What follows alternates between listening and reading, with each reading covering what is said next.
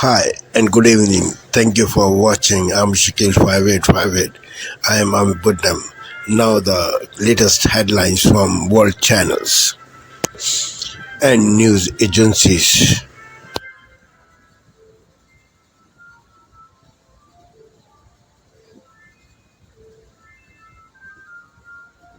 Purported leak. Every fall, all summer on ABC Listen.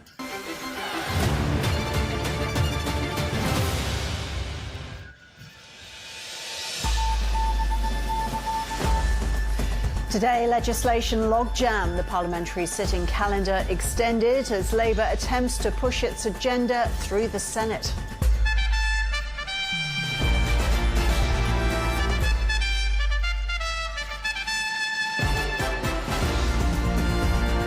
The New South Wales police officer found guilty of the manslaughter of a 95-year-old woman suspended without pay. The ceasefire holds in Lebanon as tens of thousands of residents return to the country's south. And sales of medicinal cannabis booming amid concerns that unethical practices are putting people at risk.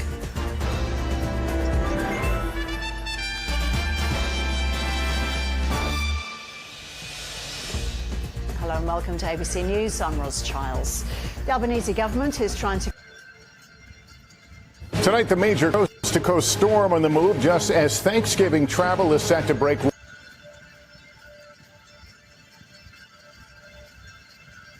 records. Millions of Americans hitting the roads and the skies, but the storm sweeping across the country causing travel problems. Hundreds of flights delayed across the country, snow in the Rockies, rain pushing into the Midwest, then headed to the East Coast for a Thanksgiving Day washout. Al Roker is here with the latest. Also tonight, the scare for several of President-elect Trump's cabinet picks targeted with bomb and swatting threats, what the FBI is saying. After being detained for years, the three Americans freed in a prisoner swap with China, and who the U.S. traded in return. The ceasefire between Israel and Hezbollah taking effect and appearing to hold for now. Our NBC News exclusive with Sunny Williams, one of two astronauts delayed in space for months. We asked about the concern back home for her health. You have heard some of the social media, some of the conversations worrying about your health and weight. Is there any message to those folks? How she answered as the astronauts prepare to celebrate Thanksgiving 250 miles above the Earth.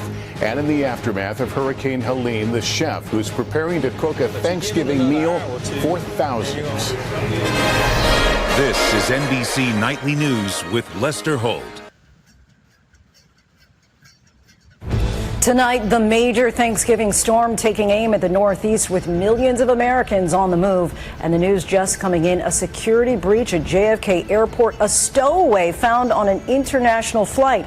And the FBI investigates numerous threats targeting President-elect Trump's nominees.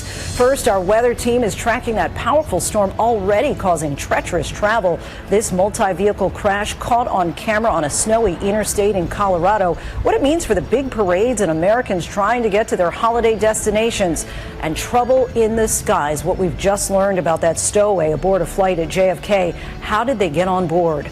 Bomb and swatting threats targeting some of President-elect Trump's cabinet nominees as Trump makes several more announcements about the incoming administration. The high-stakes prisoner swap between the U.S. and China, three Americans held for years reuniting with their families. Martha Raddatz is standing by with new details. Celebrations and relief as a fragile ceasefire between Israel and Hezbollah begins in Lebanon. Thousands of residents return to their homes as civilians in Gaza hold out hope for an end to the fighting there. Authorities here in New York are on alert how the NYPD is getting ready for the big parade and what they say concerns them most. The new warning from law enforcement as the holiday shopping season kicks into high gear. The crime ring targeting new iPhone deliveries. The news just coming in, a judge rules on bail for music mogul Sean Combs. And it's the case that's captivated the nation for nearly 3 decades. The new statement from Colorado police on the murder of John Benet Ramsey. And America Strong tonight. 2 American heroes reunited and ready to celebrate the holiday together.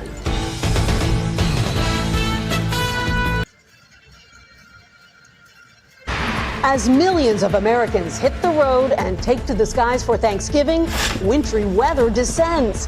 How it could impact travel. We're going to end up going back on Friday and cutting our trip 2 or 3 days short. Plus, could it rain on the Macy's Thanksgiving Day parade? Authorities are on high alert after Donald Trump's transition team says several of the president-elect's cabinet picks were targeted by swatting attacks and bomb threats. 18%, 20%, 25, 30%. And Eye on America, why that little extra prompt at the cash register may be pushing us past the tipping point. The craziest place I was ever asked for a tip, I would say, was a gas station. The CBS Evening News starts now.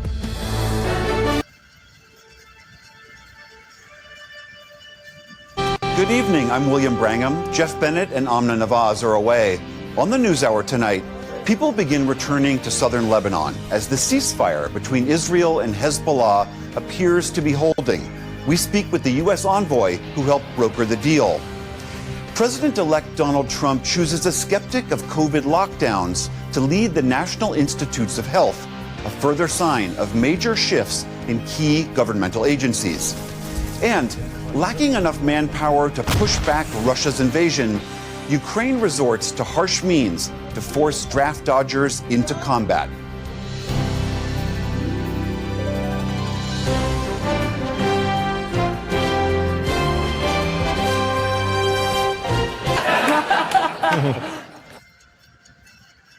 Hi, I'm Tom Shalhoub in for Greg on this very special edition of Gutfeld. So, Kamala Harris's advisors admit their internal polls always had her trailing Trump, and they were surprised to see her strong poll numbers in October. Even more surprising, Kamala had advisors. Former National Security Advisor John Bolton slammed Tulsi Gabbard, saying she's unqualified to be Director of National Intelligence. He may have a point, since her resume doesn't list instigating a coup. Bargain hunters are gearing up for Black Friday. In fact, right now at Walmart, there's already a half-hour wait to get trampled to death. Kamala Harris told supporters, don't ever let anyone take your power from you. Especially because under her administration, the price of power has never been higher.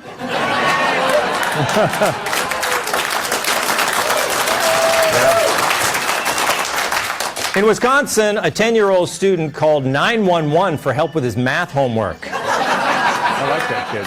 Proving the real emergency is Wisconsin needs more Asian students.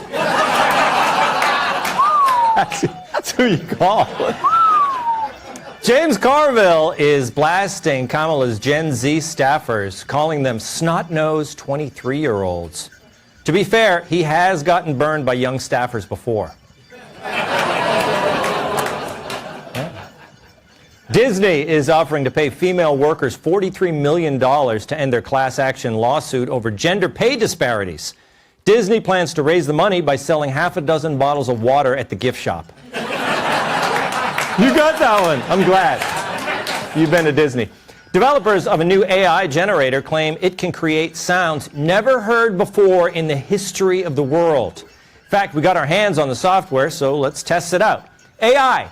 Create a sound never heard before in the history of the world. Great job guest hosting, Tom. Everyone loves you.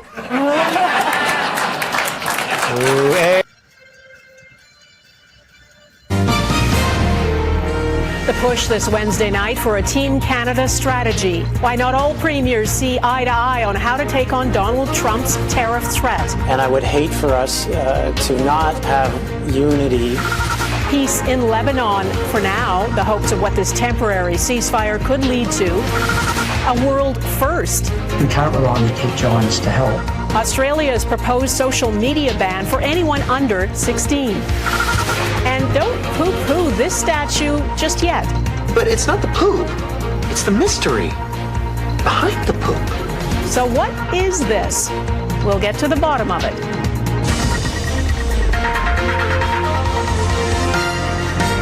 Global National. They had to pay a price, but the Liberals' promise of a GST holiday is a step closer as the MPs start a debate Wednesday evening. It'll be great to get a GST, HST cut over the holidays for Canadian families. This short little gift of giving them back more of their own money into their pockets is a sad comment on this government. Why is the Liberal Party so adept at offering half measures? The tax relief would apply from mid-December through February 15th on some toys, alcohol, restaurants and takeout. The minority government needs support to pass it, and the NDP says it will in a vote expected as early as Thursday. But that's only part of what Prime Minister Justin Trudeau announced last week. The government wants to send more than 18 million working Canadians a rebate check for $250 in the spring. The NDP, though, won't support that unless it's expanded to include seniors. Neither will the Bloc Québécois. For sure, if there's no seniors included in the announcement, we will vote against. We will not support checks that exclude the vulnerable. People are hurting right now. Seniors are hurting amongst the most with their fixed incomes and the high cost of living. Support from either of these two parties is needed to get those checks issued, and now even some Liberal MPs seem to agree with them. And I would love to see, more ambition to support seniors who need a little bit of extra help. Yeah, ideally it'd be nice to give $250 to everybody. As for the Conservatives, they've signaled little support. He can run on his tiny 2-month tax trick, and I'll run on my common sense plan to axe the tax and axe the sales tax on new homes. How about a carbon tax election now? The finance official. Well, students at a Saskatoon school are helping their neighbors one snow shovel at a time. Carla Schenkrick now on the Snow Angels and their desire to pay it forward. So yeah, they are angels. What a group of elementary students did for Lynn Peters on this day gave her some normalcy after a huge snowstorm on the weekend. I'm impressed. Wonderful. I'm amazed. It's part of a new program at the nearby St. John's School in the Holiday Park area. This is Snow Angels, where we go shoveling around houses for the community, and yeah, it's pretty fun. Like sidewalks and driveways, and people would want to pay us, but we just say, we would just like you to pay it forward. The project was developed by the principal and vice principal, who take turns accompanying students on each job, getting them outdoors in the middle of their school day, just one plus. Kind of look for opportunities to get out and impact our community, and what better way to carry another one's burden than when it's a heavy burden of snow and cold. It is good for our kids to meet their neighbors and know that, yeah, they're not just saucy teenagers, that they're great kids and that they're working hard to do their best too. And it feels good to give. It feels good to be kind. And that's what we work on hard here at St. John. And it looks like they're hitting that mark. It's a good thing to do good deeds out here, especially when there's people that can't do it. You go out and do it for them. It feels nice to do it for my community. So while this project centers around clearing snow off sidewalks, the possibilities of helping out in this community are endless. I've been stuck here since the first snowfall. So they are helping me. And so now you can move your vehicle and get out and... I hope so, yeah. So thanks to the help of these Snow Angels, she's on her way. Carla Schenkrick. Australia's Senate has begun debating a social media ban for children younger than 16 after the lower house passed the bill yesterday. And if approved, it could be the world's first such law, making platforms such as TikTok, Facebook and Instagram liable for fines for compliance failure. While some lawmakers have cast doubt over the bill, major parties in Australia support the ban, which all but guarantees the legislation will become law. This is a responsibility these companies should have been. Is Asia Now. Hello and good afternoon. It is noon in Singapore and Hong Kong, 9:30 a.m. in New Delhi, 11 o'clock in Jakarta. I'm Yasmin Yonkers at this hour.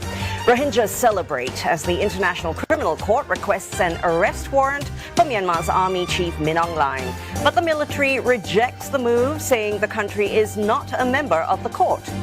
Pakistan's main opposition PTI party insists on continuing protests until former leader Imran Khan is freed, even as security forces arrest about 1,000 demonstrators in what rights groups are calling a brutal and sweeping crackdown. And the U.S. claims a prisoner swap deal with China after the release of 3 Americans who were detained for years. One was facing a death sentence on drug charges, while the other 2 were imprisoned for alleged espionage.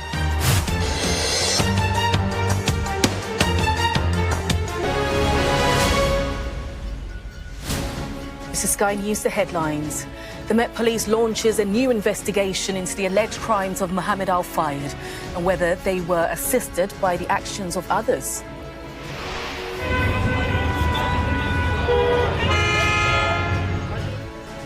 The first ray of hope in the Middle East conflicts, the ceasefire welcomed by hundreds of thousands across Lebanon.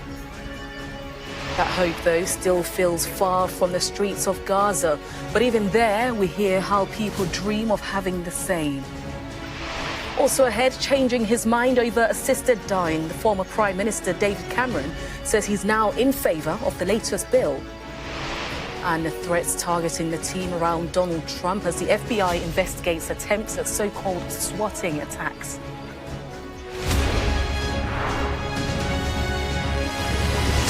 Hello, good morning. The Metropolitan Police is launching a new investigation into Connections, presented by Florence Filmineau on France 24 and France24.com. Hello, welcome to Daybreak here on France 24. I'm Yuko Itade. Here's a look at the stories making headlines at this hour. Hezbollah declares victory over Israel as a fragile ceasefire takes hold. Meanwhile, thousands of people begin returning to what's left of their homes in southern Lebanon and in Beirut's southern suburbs. France casts doubts over whether it would arrest Israeli Prime Minister Benjamin Netanyahu a week after the International Criminal Court issued an arrest warrant against the leader. Closing arguments continue in the French mass rape trial that has shocked the world. Zed Pellicourt's lawyers expressing their wish that the verdict will constitute a message of hope for victims of sexual violence. And it's time to get the turkey out in the US. It's Thanksgiving there. We'll tell you all about the preparations of the annual iconic Thanksgiving parade and also cross over to downtown LA, where festivities came a day early.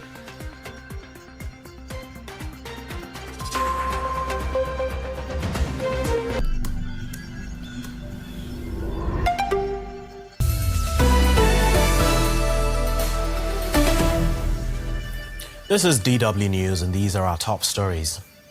The Israeli military has imposed a nighttime curfew in southern Lebanon, warning people not to return to areas where Israeli troops are still present. Lebanon's army is deploying troops near the border with Israel as part of a ceasefire agreement between Israel and the pro-Iranian Hezbollah militia. France has suggested it would not arrest Israel's Prime Minister Benjamin Netanyahu if he entered the country, despite an arrest warrant from the International Criminal Court. A statement from the French Foreign Ministry says Netanyahu is covered by immunity rules, as Israel is not a party to the ICC. People in Namibia have voted for a new parliament and president. The ruling SWAPO party is looking to extend its 34-year rule on power and putting forward its first female candidate. But a strong opposition challenge could force Namibia's first runoff. Results are expected by this weekend. This is DW News from Berlin. You can get lots more news on our website, dw.com.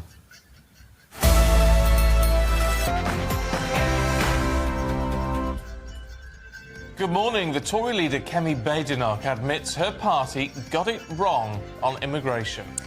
As the Home Office prepares to release official migration numbers in just a matter of hours. I want to rebuild the trust between the Conservative Party and the British people. I know we've got a lot of work to do, but the first step is to accept that mistakes were made. With another rise in migration numbers, force Labour to get tougher on border security.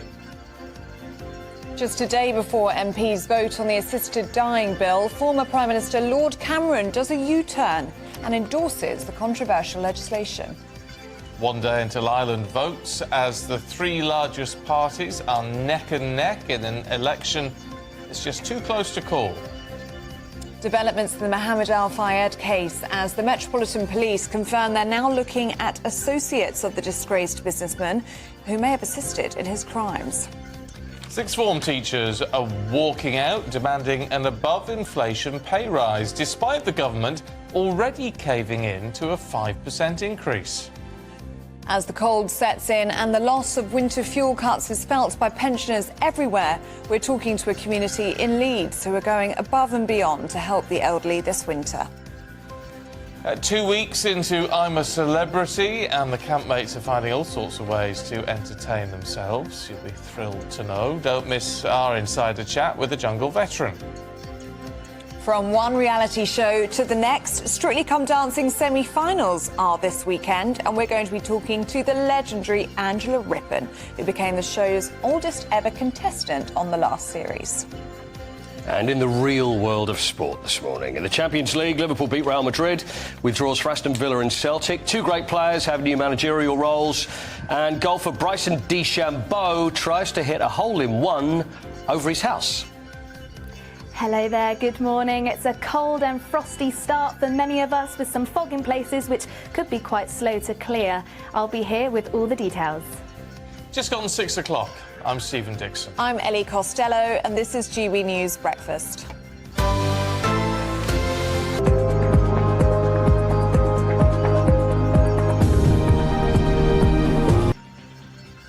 Israel continues to bomb Gaza, killing at least 6 people as the UN warns of deteriorating nutrition across the Strip. Hello, welcome to TRT World, live from Istanbul. I'm Aaron Armstrong. Also ahead on the programme.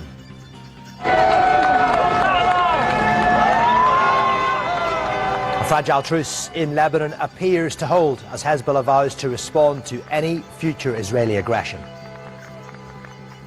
Ukraine says an air raid alert has been declared across the country due to a massive attack on its energy sector.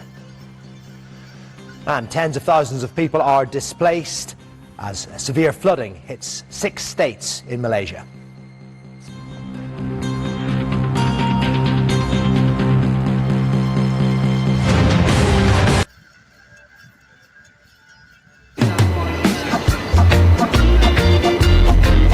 Another marker to remember the Windrush generation, the renaming of a line which goes through areas where many black Caribbean immigrants first took their steps into the UK after World War II.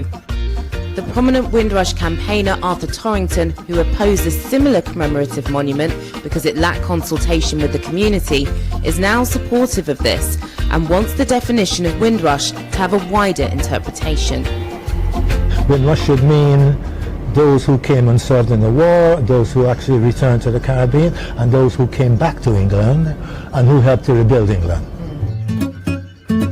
This was the first time so many Caribbean people came to the UK, lured by the promise of jobs in what they called their mother country.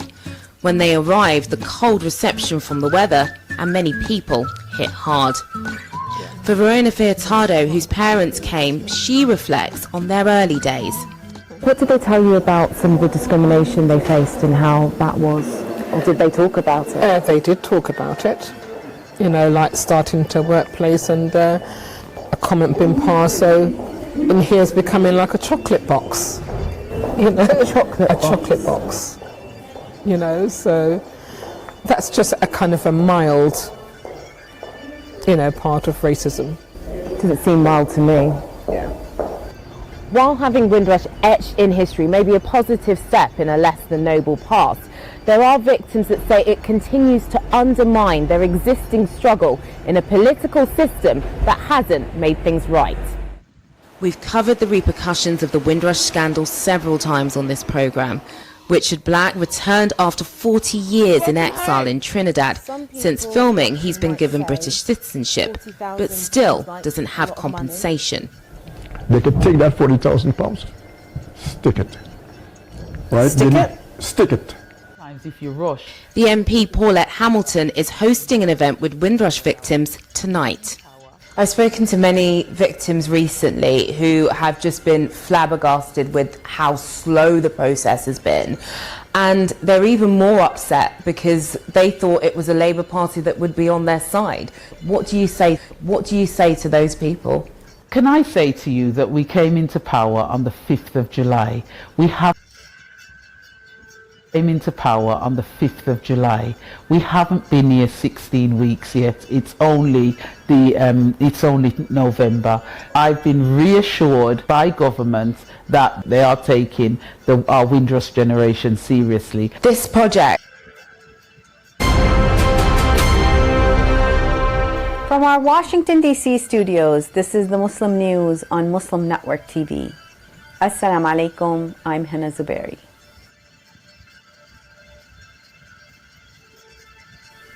Our top story for today. A federal judge has ordered the Council on American Islamic Relations, or CAIR, to reveal its funding sources. Israel and Hezbollah have implemented a ceasefire in Lebanon following a U.S. and France brokered agreement. Meanwhile, Israel's genocide in Gaza continues unabated. In response to President-elect Donald Trump's threat to impose a 25% tariff on all Canadian products, Prime Minister Justin Trudeau has urgently convened a meeting with provincial premiers. The proposed tariffs, which also affect Mexico, are expected to severely impact the Canadian economy, which compared to those from Mexico. In related news, in a stern response to President-elect Donald Trump's threat to slap a 25% tariffs on all Mexican goods, Mexico's President Claudia Sheinbaum is vowing retaliatory tariffs, significantly to the challenges at the border. House Foreign Affairs Committee Chairman Michael McCaul has confirmed that Secretary of State Antony Blinken will testify on December 11 regarding the 2021 U.S. withdrawal from Afghanistan. The announcement of violence. The U.S. has blacklisted an additional 29 firms for their alleged use of Uyghur forced labor in Chinese-occupied East Turkestan. It is a Israel says it submitted a notice to the International Criminal Court of its intention to appeal the arrest warrants for Prime Minister Benjamin Netanyahu and his former defense minister. The ICC last week issued warrants for Netanyahu and Yoav Gallant, as well as for Hamas military leader Ibrahim al-Masri, known as Mohammed Deif.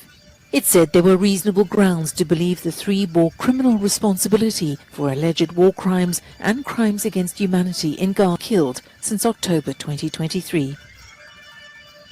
The United Nations in Chad has launched an internal investigation following a report by the Association Press News Agency on allegations of sexual exploitation of Sudanese refugees. The UN did not immediately respond to questions about what the internal investigation entailed.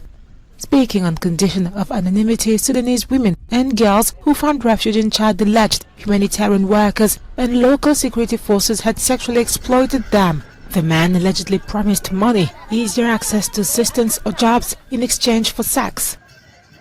The UN said it's cooperating with local authorities and human rights groups to hold those responsible to account. The organization has encouraged anyone with information to come forward. Aid groups have long struggled to combat sexual exploitation during large humanitarian crises. Hundreds of thousands of people, most of them women, have streamed into Chad to escape Sudan's bloody civil war. Honking horns and cries of celebration echoed across the Beirut suburb of Dahiya after a ceasefire between Hezbollah and Israel came into effect on Wednesday. Many locals returning to one of the areas hit hardest by Israel brandished Hezbollah and Amal party flags. For some locals, the ceasefire marks a victory against Israel. ما بيهمنا لا الحجر ولا الدمار راحت أرزاقنا راحت ممتلكاتنا معلش كله بيرجع مثل ما بال 2006 تعمرت راح ترجع الضاحية تتعمر والجنوب والبقاع حيتعمر وحيكون أحلى وأحلى وأحلى وبقول له لنتنياهو هني مثل The truce could give some reprieve to 1.2 million Lebanese individuals displaced by the fighting. Across the border, tens of thousands of Israelis have fled their homes due to Hezbollah rockets. وبالنهاية إسرائيل ما حققت شيء يعني بالعكس انهزمت وتراجعت وانخذلت وشبر واحد من أرض الجنوب ما قدرت تحتل.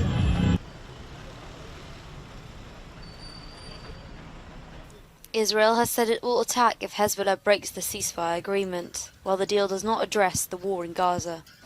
Floods have been wreaking havoc in Accra, Ghana's capital, in every rainy season. Residents are now urging the government to prioritize flood defenses and preventative measures. Some have sounded alarm over Accra's vulnerability to flooding. During the rainy season, things get really bad. I barely sleep well at night because the flood fills up my room. Anytime that happens, my blood pressure goes up. Environmentalists argue that a complete overhaul of the city's housing is necessary, particularly with rising sea levels posing an increasing threat to coastal communities like Accra. It's because of poor planning as a result of city authorities not enforcing the laws. The second one has to do with urbanization because people come and they need to stay. So clear the vegetation and get a place to sit. While local authorities have under temporary measures,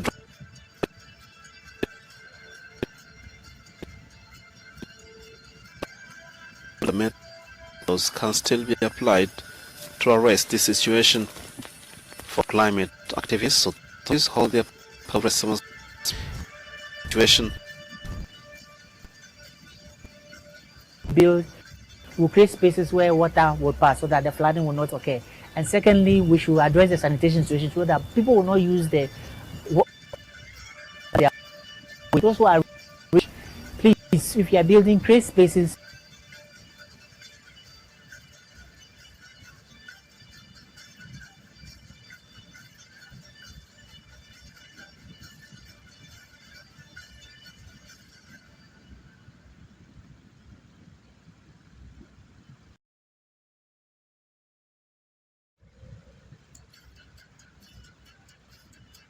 Thank you for sparing your precious time. This is Amir Shakil. Have a good life. Bye-bye.